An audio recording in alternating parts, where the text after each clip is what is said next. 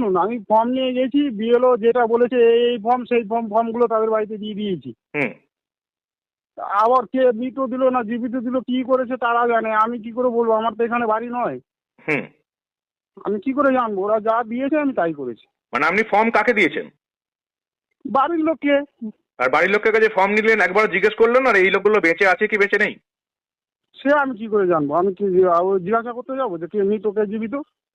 এই যে 41 জন আমি যে নামগুলো বললাম, এই যে অমরেন্দ্রনাথ চক্রবর্তী, তাপসী চক্রবর্তী, এদের বাড়ির লোককেও দিয়েছিলেন আপনি?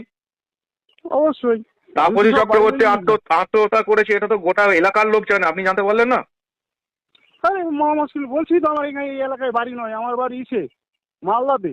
হুম। আমি কি করে জানবো? আমি তো বছর খানিক হয়নি গেছি। তো আপনারা শুনলেন কল রেকর্ডিং, বজবজ বিধানসভা পার্ট নম্বর 29, এবং কল রেকর্ডিং শুনে আপনারা বুঝেই গেলেন যে একজন ইউটিউবার তিনি ফোন করে ওনার কাছে খবর আছে যে 41 জন মৃত ভোটার, ভুয়ো ভোটার যাদের নাম বাদ দেওয়া হয়নি, এবং ওনার কাছে লিস্ট চলে গেছে, কিন্তু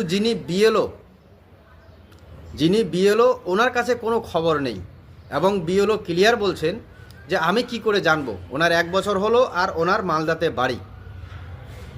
ভাবুন তাহলে। অথচ কিন্তু এই যে এসআইআর হচ্ছে, এসআইআর প্রক্রিয়াটির আসল উদ্দেশ্যই হচ্ছে ভুয়ো ভোটার, মৃত ভোটার বাদ দেওয়া।